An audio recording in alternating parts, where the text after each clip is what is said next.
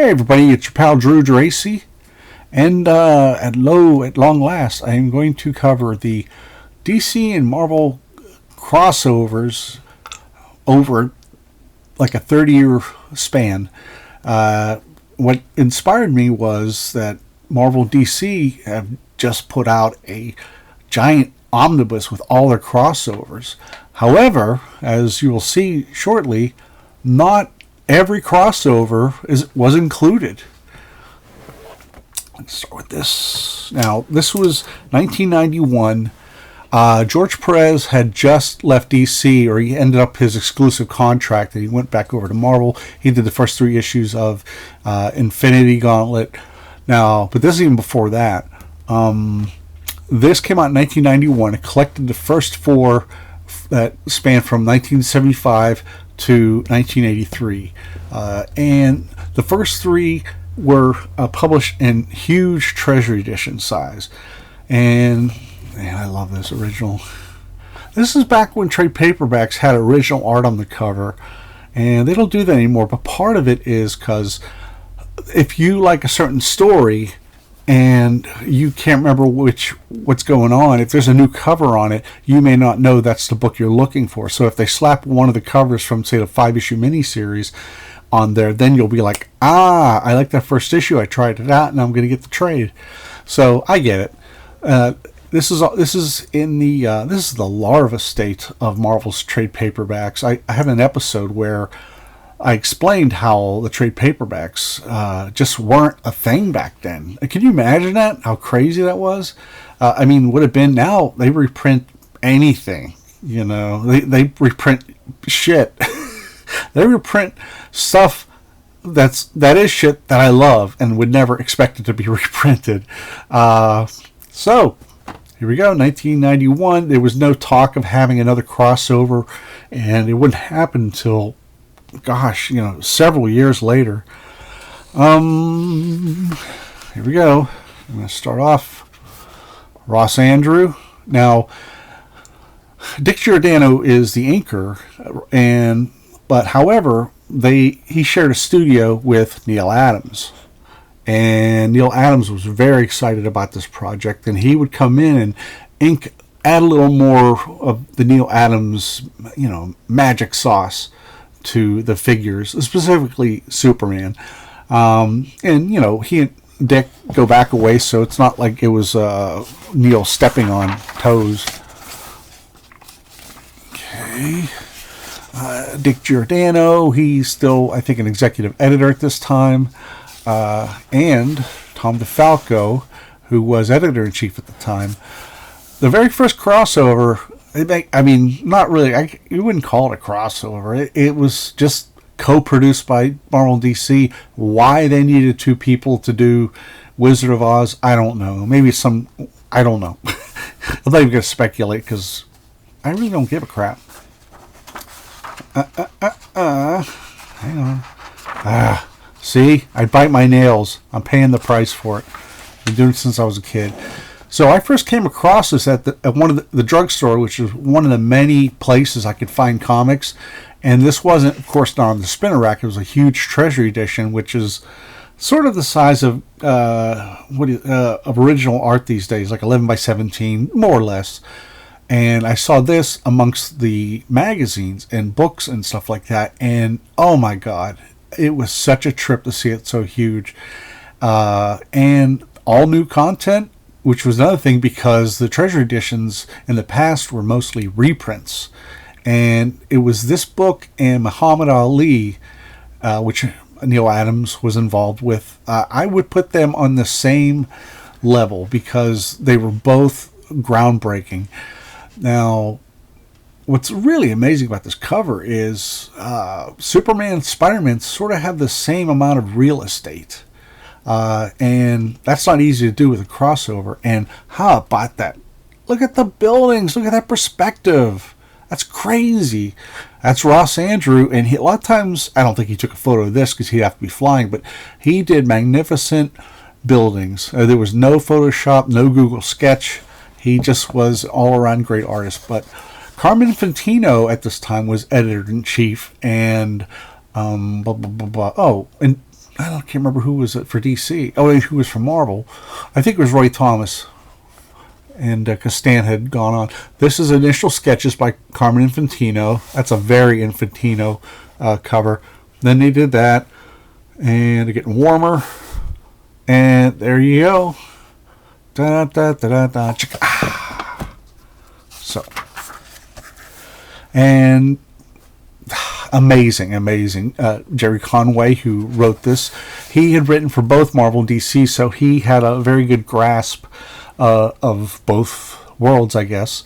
Edited by Carmen Infantino. And Stan Lee. I'm sorry. That's probably the first thing Stan had edited in a long time. I guess he was still publisher. Ross Andru, inked by Dick Giordano, fantastic inker and editor and editor-in-chief. Later on, Gaspar Saladino and Jerry Serp and Rick Taylor were DC guys, and I love that name, Gaspar Saladino. Produced by Saul Harrison, who's a production guy for DC, as is Jack Adler. Consulting editing by Roy Thomas, Julia Schwartz, Marv Wolfman, and E. Nelson Bridwell. And this is 100 pages of action. It's 100 pages, and about this time, let me jump back to 2 years, to 1974. The first Marvel Spider-Man Treasure Edition came out. The first Treasure Edition, period. It was 100 pages, had a ton of stuff in there. But over time, they kind of started to trim the page count until it was about this time that Marvel had shrunk the page count to 80 pages, and it would be 4 stories minus the covers. But the covers would be shown on the back, like trading card size, which was absurd. So, this is fantastic. This is just all that going on. And imagine it's Treasury Edition size. And you know what? I'll be honest, I wasn't a Superman fan back then. I was a brand loyal Spider-Man and, the melodrama of Marvel at the time. And, the storytelling. And it actually made me interested in Superman. And I'm not saying that because Ross Andru actually drew for DC before he ever did anything for Marvel. He did Metal Men, he did Wonder Woman, and what's great is they do the old secret identity bit. And what I like is a lot of these characters, like Morgan Edge, I didn't know anything about, and I didn't know that Clark was now a TV reporter. And I kind of miss secret identities. I know they're hard to do in the current age of cell phones and all that. Yeah, I mean, Neil Adams definitely had some work on that, I'm certain. But how about that for a crazy quilt perspective that works? I know I'll go faster on this because I got a lot more stuff to get to. But and there's Lex Luthor back when he had like some super duds, before he became just a financier, an evil financier, and it's a story in itself. That's what's cool about it. And then now a pause for hero identification. And that's excellent. And how about that, man? It doesn't get more Spider-Man than that. Damn.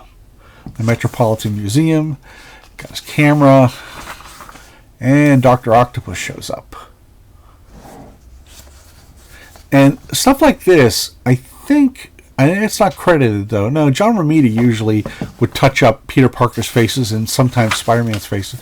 And we see J. Jonah Jameson being his usual self. That mustache really lasted way too long. That was so ridiculous. I know there was like a Ditko thing, but like even in the 90s, he had that stupid mustache. And, it's not happening, man. The pictures are out of focus.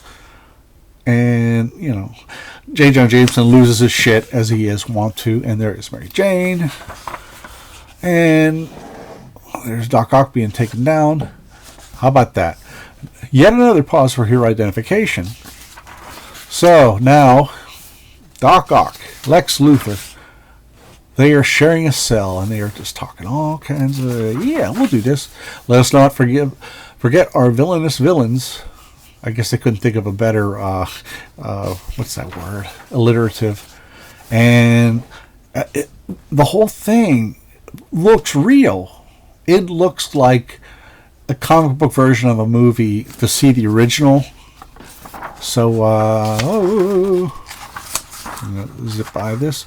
And Pete meets Lois Lane. You know, the four of them kind of, that looks like a redraw, although he isn't credited. So this fake Superman comes, steals the women, because that's how it goes back then. And one of the best panels ever. Phone booths. Where are the phone booths? Asking Clark Kent that, and it's like, no, they replaced them with those little stalls. So magnificent.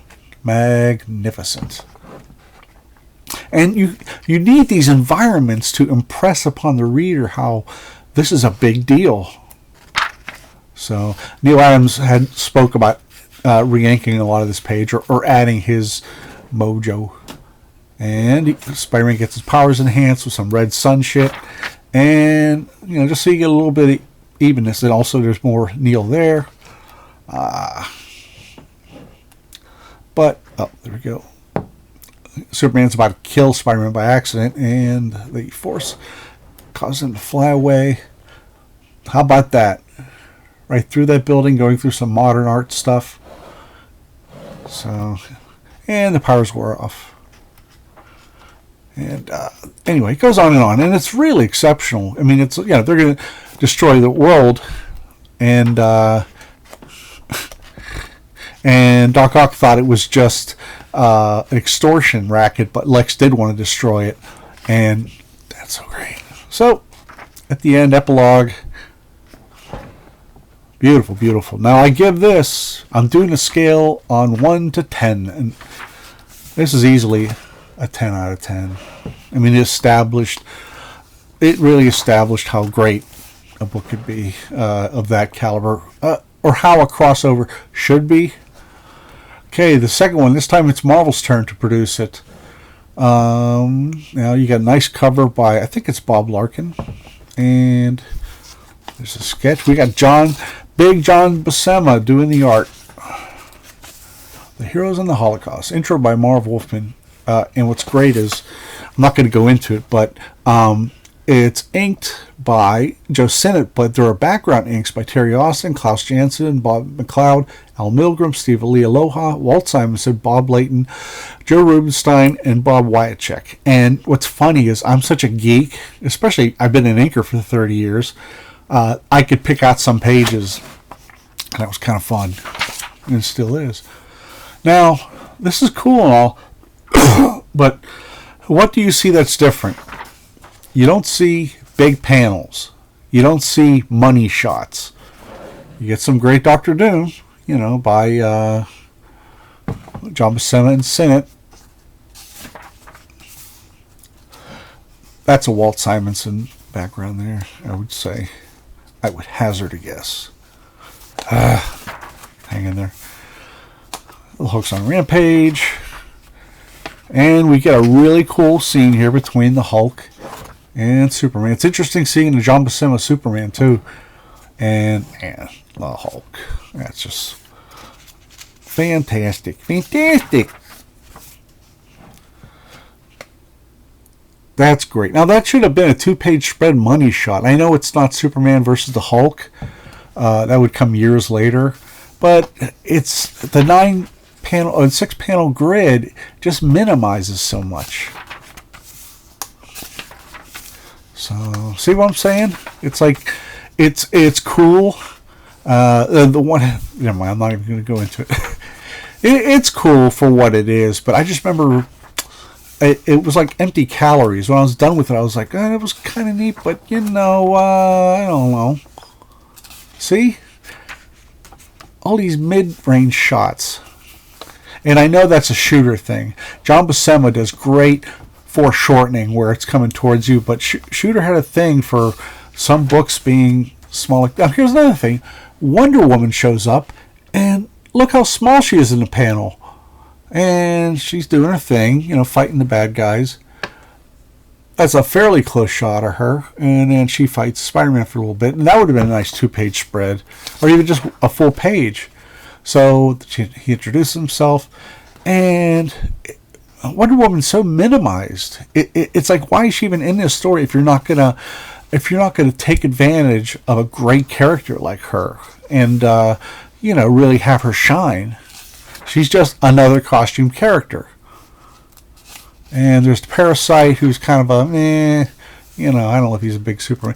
I would have chosen Brainiac. Now, Brainiac would have been 10 times better, because I didn't know anything about Parasite, but even when I was strictly Marvel fan, I knew who Brainiac was. So, yeah, I mean, it's beautiful there, but it's a shooter thing. Like that. That could have been a full-page spread. And you could do it and still contain the story. And also the story's whittled down to 80 pages. So, big letdown. I give this a 5 out of 10. Buscema Sinnott, bring it on. But it's boring. It suffers so much. And it really doesn't hold up. Holds up as a solid story. It's just...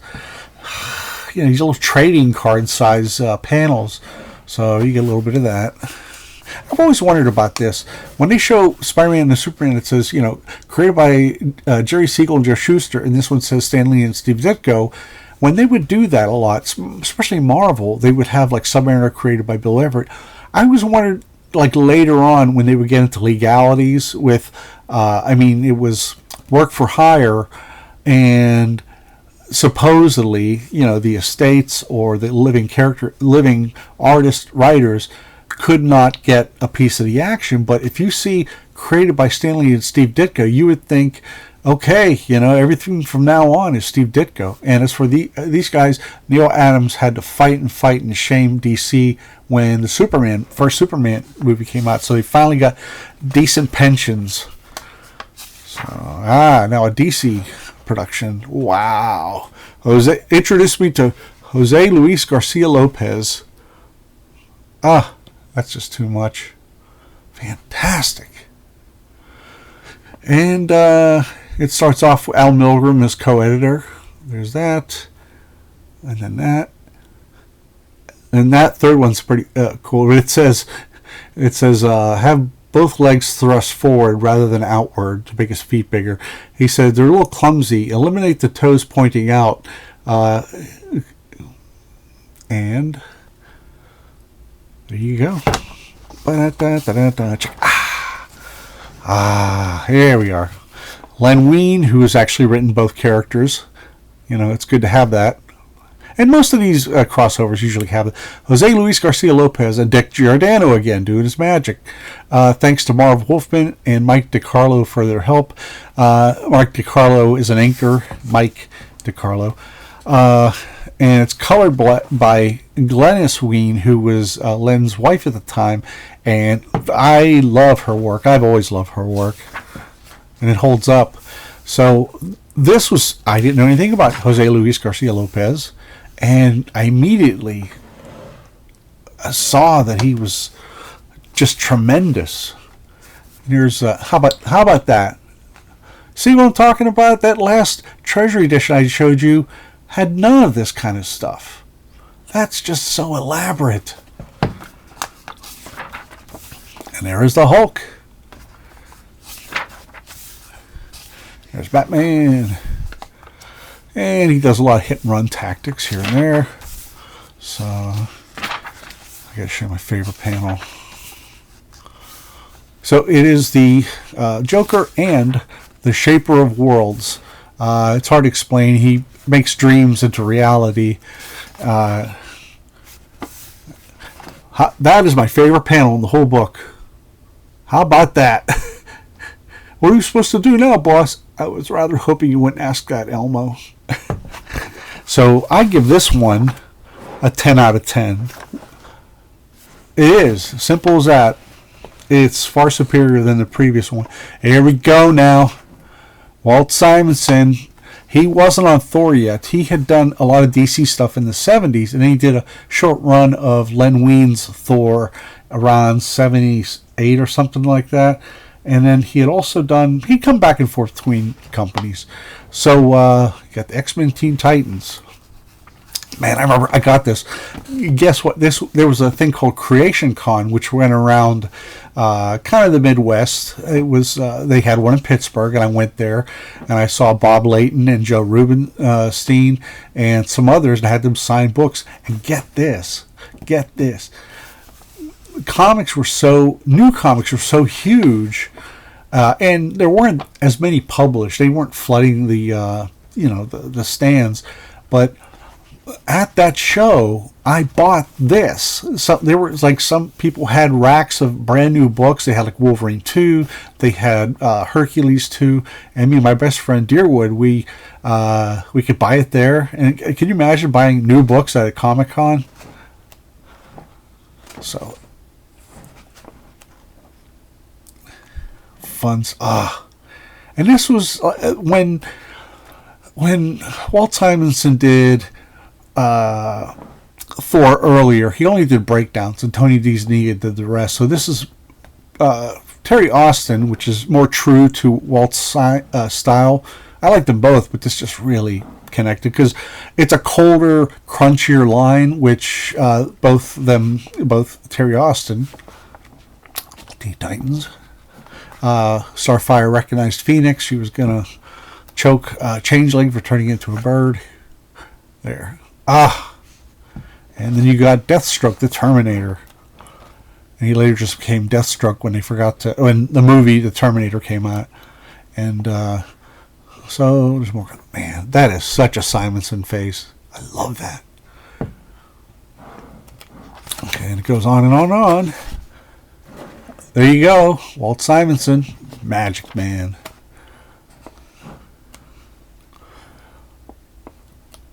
And you got the Parademons with Darkseid. Wow. Boy, oh boy. There he is.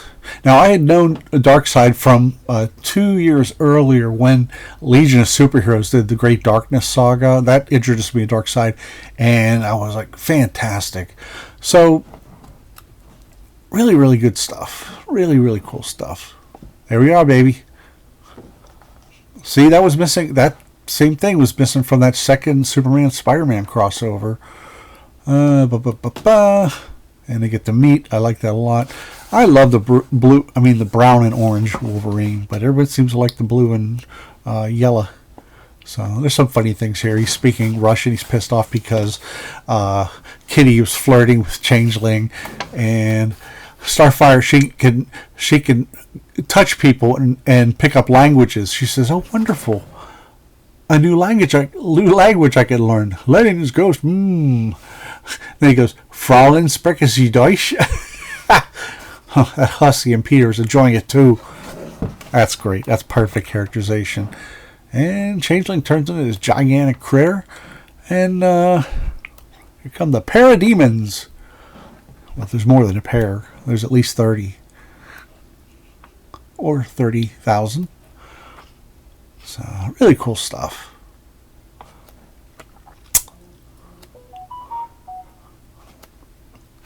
Now, here we go. Marvel Comics is power.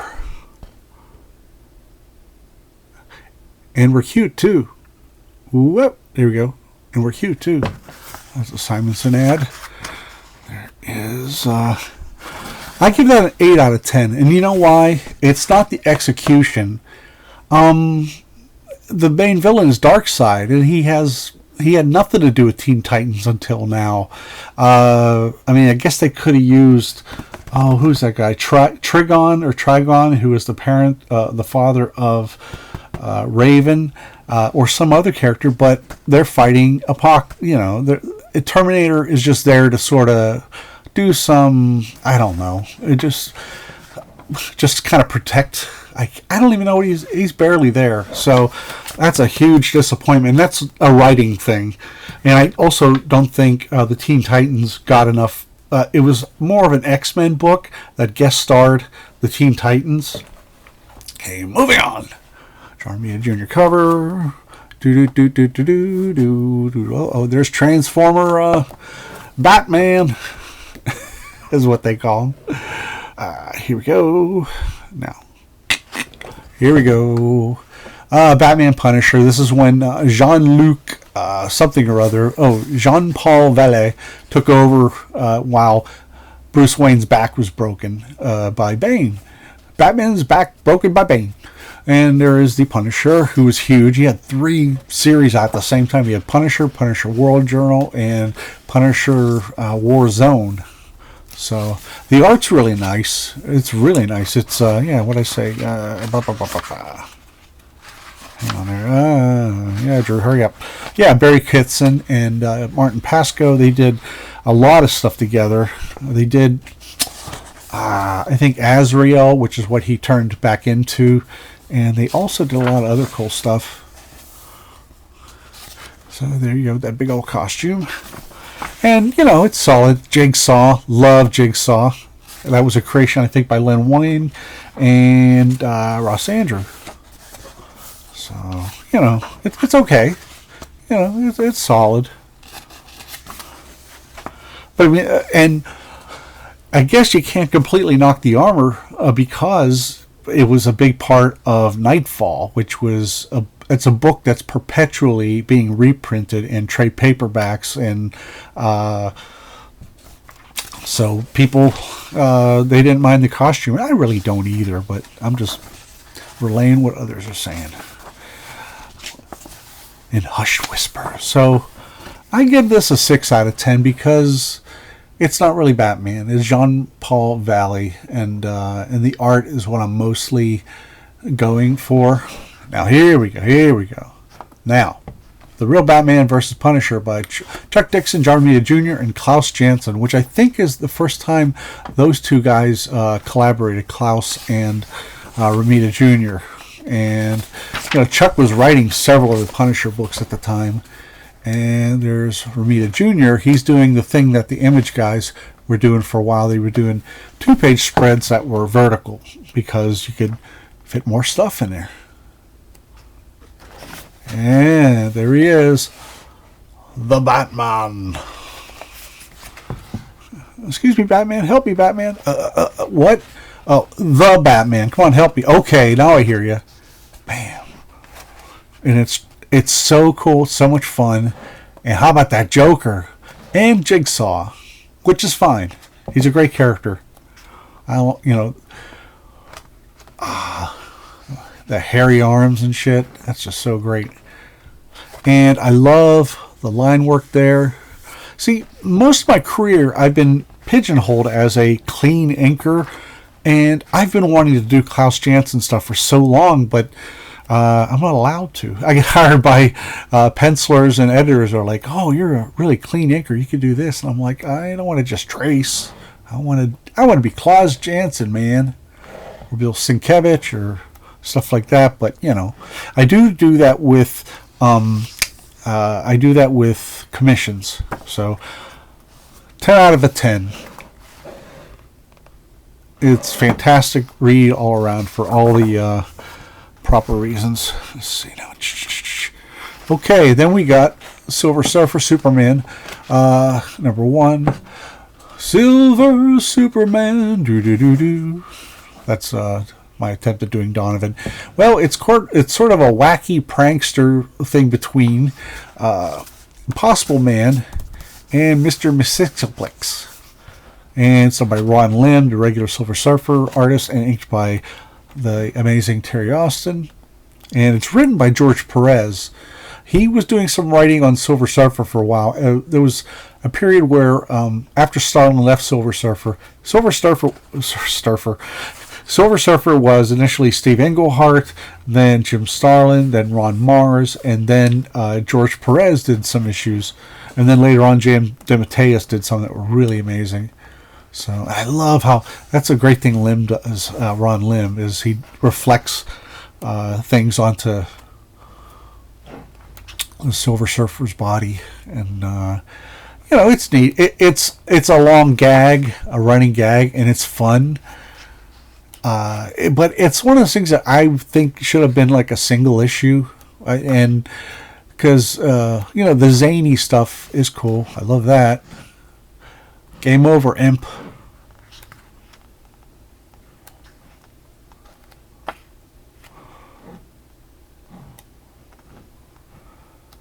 And later on, I'll have to do a review of it. There's a really great double-sized book from DC called World's Finest, and it has a battle between Mr. Mxyzptlk and Batmite. It has a bunch of different artists and writers, and the two of them like jump from one place to another, like teleport, and it's totally nuts. I love it. So Evan Dorkin wrote it. So this was fun, but it was a little exhausting after a while. And except for Wonder Woman, I've never been huge on Perez's writing. It's okay, you know. Now we got Batman, Captain America with John Byrne, with Patricia Mulvihill, who colored Nightwing when I was on with Greg Land, and she's great. So, a little bit of China marker there, or grease pencils, they call it, for the sky, and I love that. I love that effect. And now, what's great is. Hello. What's great is that Byrne's going for the happy characters. He's going for the Dick Sprang Batman who smiled. I've got you now, the Batman. So that's just so cool. And it's fun. There's no fight at first. I mean, I'm not above characters fighting and such, but ooh-wee, what a building. And Steve Rogers breaks in and attacks Bruce Wayne. There's some suspicion between the two of them. And if it was a snake, it would have bit me. And then they realize they're Batman and Captain America because they're both smart and they're fighters. So you got Joker, whoa, in the Red Skull. I don't know if you show that stupid, symbol from World War II or not. But, they switch towns. Cap's in Gotham, and let me see what else. The Red Skull's there, and there's the Joker, and it's really cool, really cool. I give this a 10 out of 10. I'm not going to share anymore because it's really, really one of my favorites. Because Byrne is clearly having fun. It's a different approach to Batman. In many years, he's just having fun. It's like an old school crossover from maybe like the 50s or 60s between, more like the 60s or the Silver Age DC books. So this came out. This is published by Marvel. This is published by DC. They took turns. I hate this cover. It's Salvador Larroca, and he does great stuff. He did an era of Iron Man with Matt Fraction, and it was so cool. It was so cool. And this just doesn't end. The colors are awful. It's just a muddled mess. You're not sure where everything is. I mean, you sort of are if you really study it. And it's like that's almost a right there with the logo and then the batarang. It's almost what's that called? It is called a. Give me a second. Tangent. That's when two lines. It almost looks like this is drawn on the inside of the cape. And it's just the faces aren't strong, but Salvador Larroca would turn out to be a really great artist. And get this, in the omnibus that just came out, none of them have the 3 Gen 13 crossovers with Marvel, because what happened was, I don't know, 1998, Jim Lee left Image. He joined DC, got a contract, but he kept Wildstorm, so they would have Wildstorm characters cross over with Marvel, and then eventually with I think it was 2011 or 2013 where they did the rebirth of DC. They ended up integrating the Wildstorm characters into like Grifter and such into the DC universe proper. All right, baby. Steve Rude doing the Hulk. I can't believe writing it. I hate that. The credits are really a mess. I think it's Karbusiak, I'm pretty sure. But, man, this is brilliant stuff. And not only is he tapping into the Hulk from Kirby, he's going back to like Joe Shuster and the Batman cartoon in the 40s. I don't think a lot of artists could pull that off. I really don't. And so much going on. How about that? Now that's purposely bad anatomy to simulate how Kirby would construct a figure at times. And the important thing is the power of the image.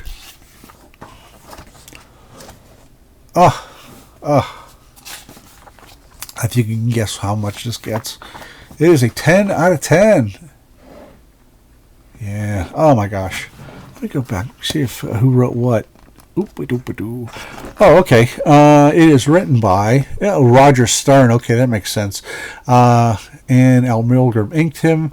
I've always wanted to ink Steve Rude because I think I could do a good job. So now, here's the other thing too. This sucks. Nice covers. Trading card size. Would it kill them to add 6 more friggin' pages for the covers? It's horrible. It's so stupid. I mean, DC did it. How, you're going to save money not having this. I don't like the coloring on the Hulk too. It's just weird. He looks like a big watermelon, and it's like the anatomy kind of pops out like a toy. Like a toy. So this is D.G. Chichester, who wrote Daredevil for a while, and he made the black armor from Fall from Grace, and it was just when Scott McDaniel was going from a traditional style and moving into this style, but in the middle, I really didn't like it. I didn't like the Fall from Grace story. It was really hard to read, and I like elaborate panels, but he just really freed it up, did a lot of negative space, and so cool. Radar Sense. I always like to see that effect. So there's Batman and Dee Dee. They get mixed up. So a batarang is thrown, a couple of them. Daredevil grabs them and makes them like horns. That's so fucking cool. Yes, indeed. And the villains of this crossover are Two-Face and Mr. Hyde. And that's perfect because, Dr. Jekyll, Mr. Hyde, that's a double personality. It's a perfect pairing. So you go through Origins. Wow. And Batman really doesn't want Daredevil around. He's just being, pissy. This is my city. But he goes. He goes, on the open road, I have more subtle means of moving where I wanted to. Oh, he says, sit this one out. And he's like, that son of a... He ends up on the Batmobile. So, really, really cool stuff. Really exceptional. Everybody delivers. And there's, a parity between both companies and characters. So, I give this a 10 out of 10. Don't come to Gotham, Murdoch. Why, Mr. Wayne? Are you daring me? Great ending. Now we go into Spider-Man and Batman. And has Carnage and, of course, the Joker. You gotta have the Joker, I guess. And this is Mark Bagley. He was doing Spider-Man at the time. I think... he started off on New Warriors. He did a couple of small stories before that. He established himself as a really good storyteller. So I hate that airbrushy look. It's just odd. I know that was the style at the time, but it's just not my thing. But I'm not going to grade this on coloring. Okay. And he does want Spider-Man around. He's like, what are you doing in my city? Excuse me? What are you doing in my city? So yeah, God forbid you have a superpowered character who wants to help and has experience with one of the characters. So, and it ends. I would give this a 10 out of 10. Really, really solid stuff. Now, all right, hang on to your, okay, strap yourselves in, everybody. This is going to be the first of 3 Gen 13 crossovers. Now, the problem with Gen 13, I mean, J. Scott Campbell, it was actually, they were created, really nice stuff by Stuart Immonen, inks by Cam Smith and Andrew Peepoy. Fun stuff. It's hard to do that kind of a crowd scene. So there's Gen 13. Now here's the thing. Here is the thing about them. Jim Lee and Brandon Choi created them, and the first issue they appeared was done by J. Scott Campbell, who became legendary later on with Danger Girl and tons of covers. And it was of the time. It was a 90s thing. That's grunge. This guy Burnout, all he does is he's like the Human Torch. And Caitlin, such and such, Fairchild, she's just super strong. She's a Native American, so of course she controls the weather, stuff from the earth, because a lot of people don't see past that. They think, oh, well, she's got to be some kind of shaman. So it's just not an impressive group. Oh, by the way, I did ink a year's worth of them back in 2008, where Gail Simone was writing it, and what was the guy's name? Carlos, not Pacheco, but somebody else. Barbieri was drawing it. Man, that was a lot of fun, because I liked working over Carlos's stuff. And like I said, they're just not in the same league. They were of their time, and when J. Scott Campbell left, right away they got Gary Frank, and Gary Frank is a great DC artist. But he's got a more quiet style. He did the Hulk for a while when the Hulk was doing the what was it? I can't remember. It's like he had Bruce Banner's Mind. Oh, the Pantheon. Oh, I hated those guys, because the Hulk was becoming really, literally a guest star in his own book, and none of those characters, rang true with me. But you know what? There's a lot of dead space here, and it's the inking is a little thin, but maybe that's what Stewart wanted, So and it's just not exciting. I know you have to catch your breath once in a while, but it's just there. Looks nice. Doesn't look exciting. I mean, it's a crossover between two companies. You bring your A game. That's another one. That's a page I think this is a Deadline page, and I know these all too well. It's like you have your money shots, you have your mid-action shots, and then you have pages of faces and such for, talking heads. A little bit of a Photoshop, or not Photoshop, but yeah, whatever. Somebody took a photo and stuck it in there. Now this is really a lot of dead air. And I do love Stuart Immonen, but I get the impression he had a tight schedule, because everything else I've seen of his is fantastic. He did a fill-in issue of Sojourn when I was at CrossGen. Me and Greg Land did the first 5 issues plus the Sojourn prequel, and then Stuart Immonen did a fill-in, and it was fantastic. I would argue it was at least as good as what we were doing. So 6 out of 10, because it's blah. Now, Generation X crosses over with Gen 13. Now, this story, and then the next Gen 13 book, they are not in that $130 Marvel DC crossover omnibus, which is weird, because DC does own these characters now. Maybe they just realize how shitty they are. That's some beautiful stuff there. However, Salvador LaRocca, who again I like, did he do this cover? I forgot. Yeah. No. Sorry. Yeah, okay. He does great backgrounds, and his characters are kind of in that style of the late 90s, where people got big floppy feet, and it's like Mike Waringo pulled it off nice, but So like that's just, but I mean that's just dumb. It's like, oh, look at these haunches. I mean it's just ridiculous. You know, it would look stupid on a guy. You know. So, and you're just getting a lot of this dead air, and it's just not that interesting. And neither team is that interesting. The only thing good about Gen X is that Chris Bachalo, you know, I think he created it and did like the first year, and he's magnificent.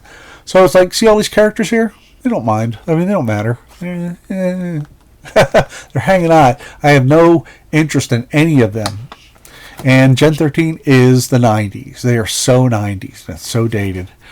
So, like, that's not bad. Just that those big old floppy feet that Mike Waringo did those, but he did it on Fantastic Four because they had boots. You know, they wore boots, and that made a lot more sense. So, nobody. Oh man, that is screwball there. That calf foreshortening. That's just really.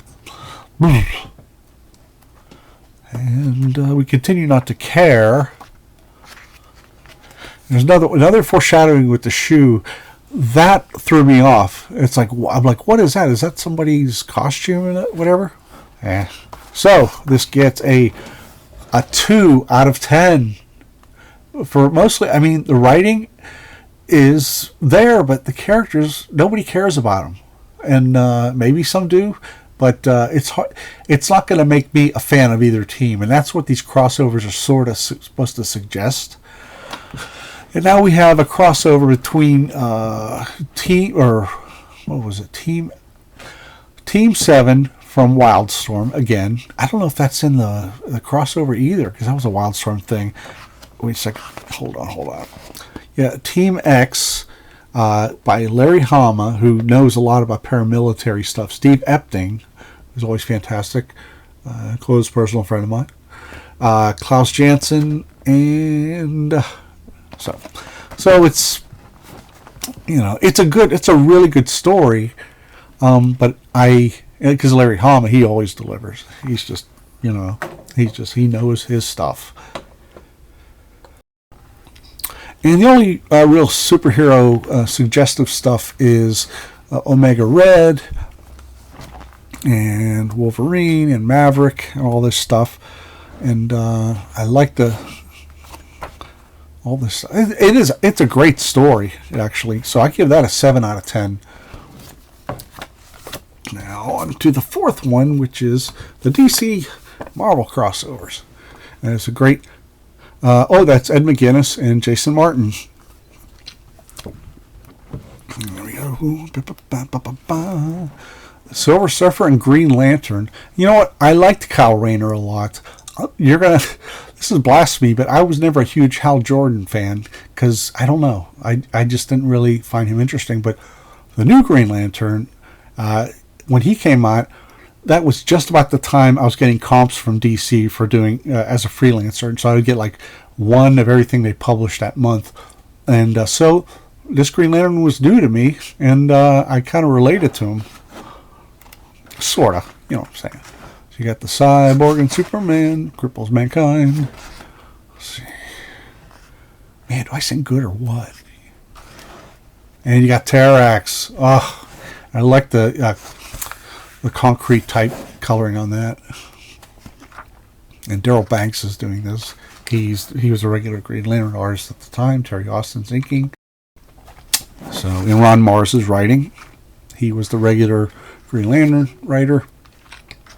And he had written a lot of Silver Surfer. You got Thanos, who was Silver Surfer's foe at the time. It was he was Adam Warlock's and Captain Marvel's for a long time, but when Thanos came back, he came back in Silver Surfer because neither of those other characters had their own book anymore. Beautiful, beautiful work. It's a great story. Ron and Daryl and Terry Austin deliver. I got Parallax fighting Thanos. That's a genius move there. I really like that. I give that an 8 out of 10. And I'm not sure why. I'd say maybe a 9 out of 10. I'm allowed to change my mind, ain't I? Here we go. Galactus lands on Apokolips. That was the one sentence that John Byrne said that he'd like to do, and brilliant. The destroyer of worlds, the ruler of a dead world, and redoing the New Gods panels. You got Orion.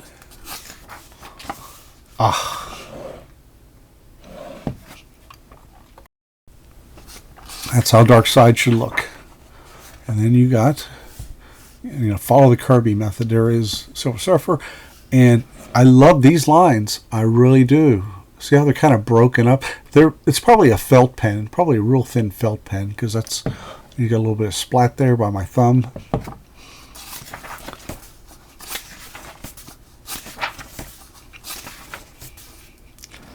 He even went back to the bare-legged Galactus, which I don't like, and the bare arms.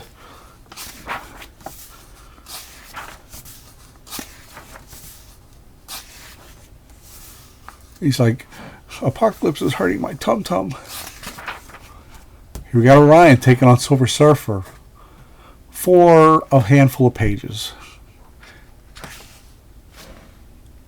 And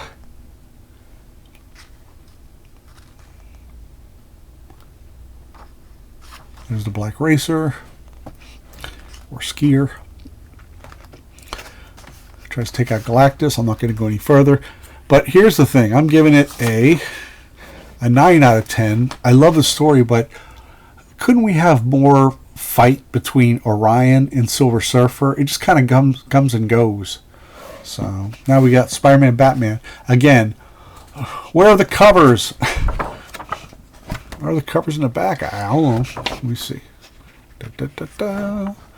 No, not even that. So it's just at least with the omnibus, you will get the covers. I'm assuming. Why wouldn't they? Graham Nolan, master artist. J.M. DeMatteis. Oh, Carl Kiesel inking Graham. Perfect. What a great team there. And J.M. DeMatteis was actually writing Spider-Man around this time. He did Spectacular Spider-Man. Man, how much fun. These could like be made into stickers. Spider-Man stickers that you put on your wall. And there's Batman, who Graham Nolan drew countless issues. Actually, you could count them, but I don't have the time. I'm a busy guy. Heck, I'm already an hour into this. And they shake hands. Eventually.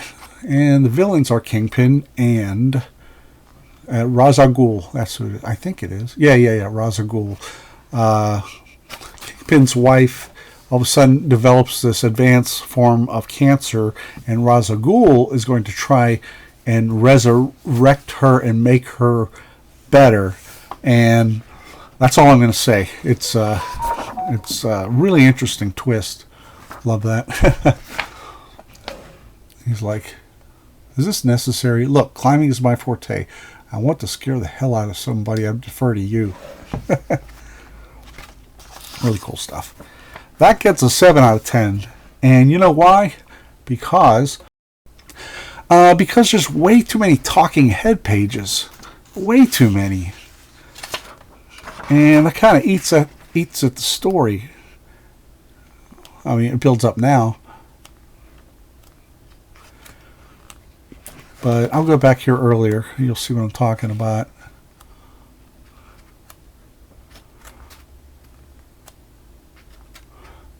Blah, blah, blah, blah, blah, blah. Your whole page. I mean, Graham's trying to make it as interesting as he can. More of that.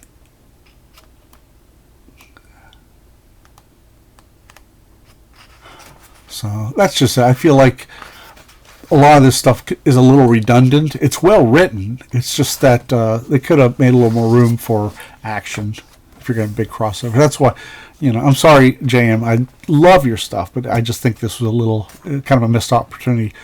This was actually published as a Treasury edition, the first time since the Hulk Batman that they actually did a book that big, and it's Alex Ross from a Dan Jurgens layout. It's magnificent. Big old Galactus. Everybody loves Galactus. Dan Jurgens does the layout. Art T-Bear does the finished art. And it's really spiffy looking. So here we go. My only hang up is this is like the third appearance of Galactus we've gone through, and sometimes I feel like there's a lot of other great Kirby world menacing characters. That's so great. Art T-Bear is just really, and the layouts, Jurgens layouts they're always good. I've worked with him. He was a writer and I was an inker over Scott Eaton, but I never got to ink his stuff, and I would love to ink Jurgens stuff. It's just so fun. There's the Cyborg Superman again.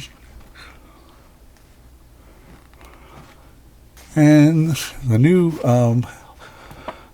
Superman is the new Herald.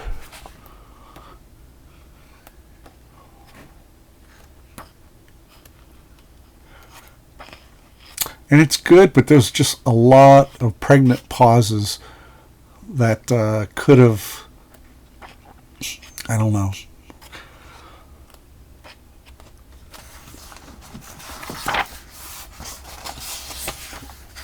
Believe, and that's great. And 7 to 10, only because Cyborg Superman and Marvel has Galactus, and it's not a good pairing. I mean, there's no contest between the two of them. It's just that Cyborg Superman was manipulating, I guess, the situation. So if they had like a bigger, a bigger bad guy at DC. Okay. Oddly enough, this was not in any of the collections. This is the last DC Marvel collection before. You'll see. I'll tell you. But this wasn't. Now this was. They had Daredevil, Batman with DJ Chichester and Scott McDaniel. This is Alan Grant, who wrote a lot of really good Batman books in the late '80s. Eduardo Barreto he's passed on. He was a great artist, but I found him uneven. Matt Hollingsworth as a colorist, he is chef's kiss. Wonderful stuff. So you got Catwoman. Daredevil, so he remembers him from the previous. He goes, oh, he's going to hate me for this. I love it. And look at all that. Look at the building. I mean, Barreto really brings on really nice stuff like that. But this is still cool. Okay, hang in there. It's still cool. Everybody's happy. There is a Scarecrow and Catwoman, and I can't remember who Daredevil's foe is. So you get to go to the Batcave. Daredevil does. How about that? Now, well, only one thing. He's showing the Scarecrow, and Matt Murdock is blind, but he has heightened senses, can tell other stuff. And Daredevil says, sheesh, you breed them weird as well. And, I would think this would just be a constant, like, radiation kind of, from the screen. How would he know what he looks like? That was kind of a flub there. It's sort of, the figures are kind of getting a little simplistic. The backgrounds are great. But the money shots of action, yeah, see, there's a lot of dead air there. Although that is great looking. See,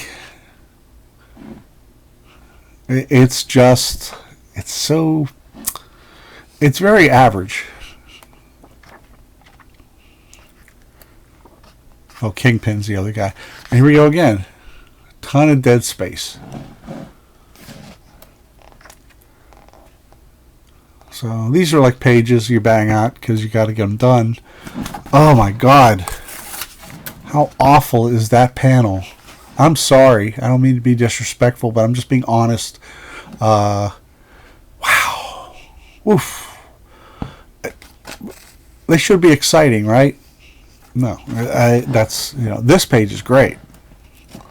So it's just it's almost like Barreto wasn't into it that much.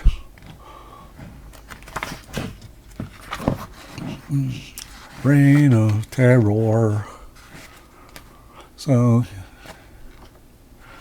I don't Kingpin would be able to hang on like that. I mean, he's a heavy-set guy, but I don't, I know he's super strong, but that seems a little odd. But that's a quibble.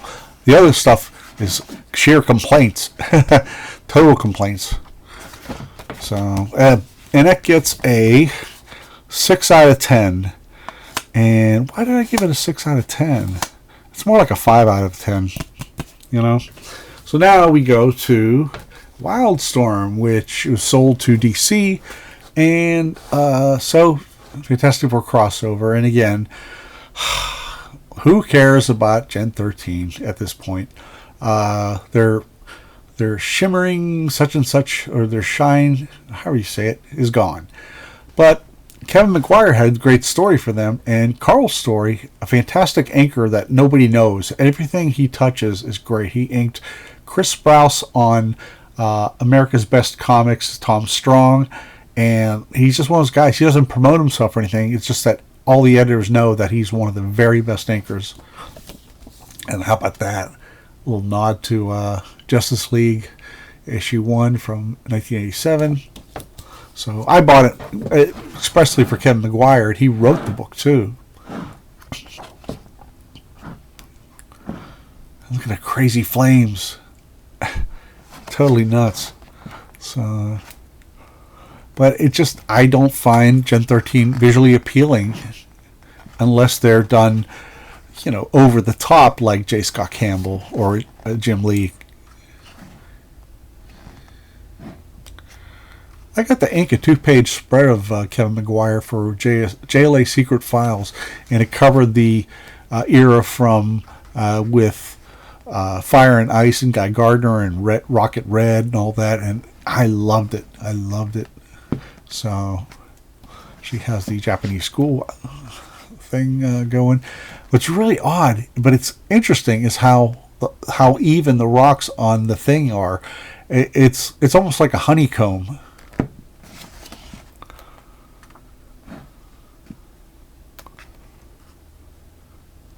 But that's a lot of fun. So she's like,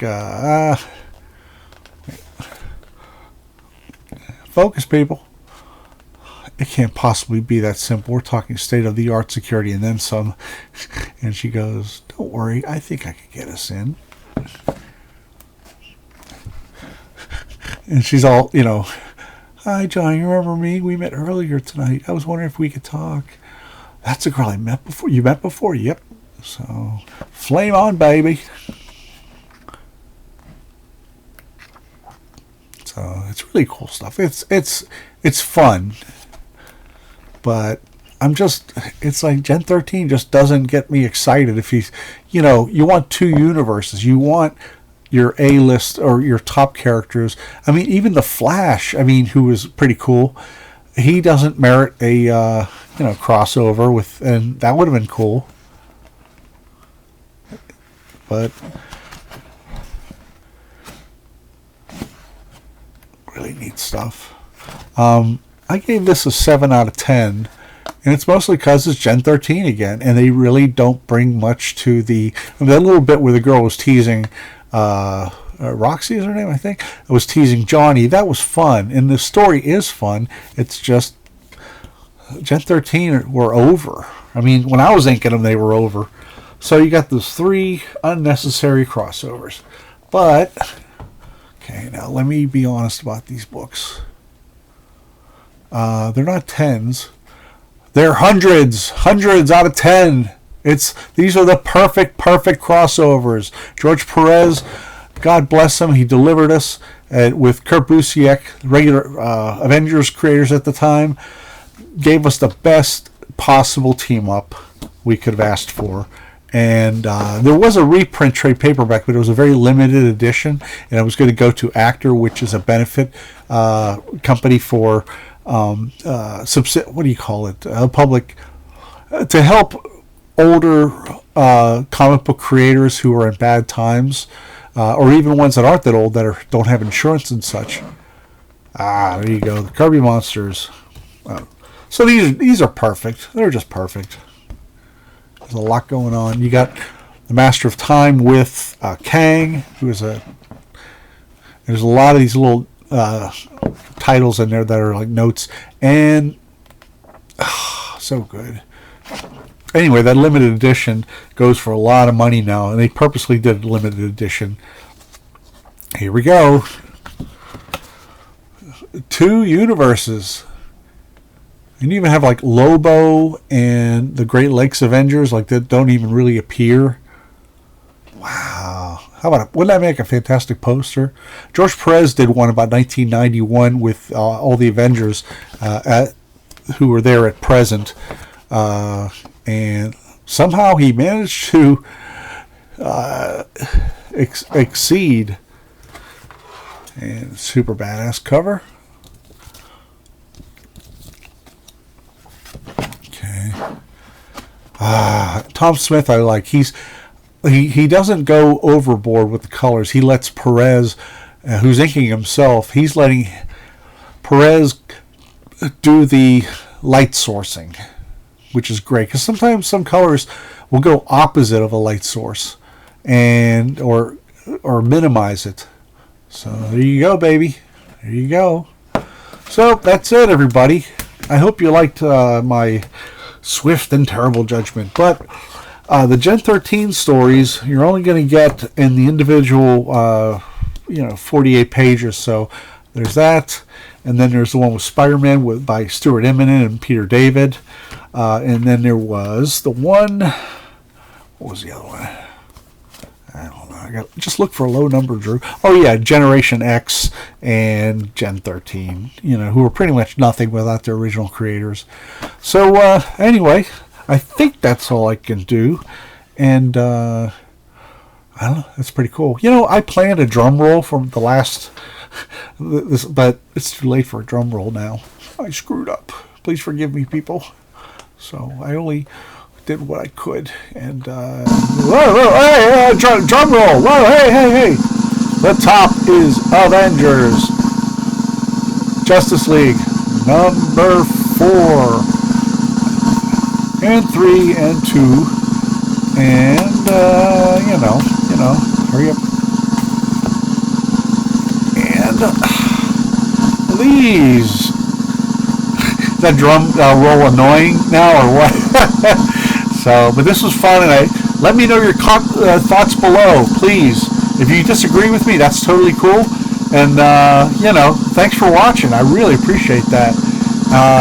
Anyway, that's it. I'm just padding this out till the drum roll comes. So yeah, leave comments below, please. If you like this, share and subscribe, and hit the bell for notifications. That's all. And tell your friends. I love my subscribers. Woohoo! All right. Good night, everybody.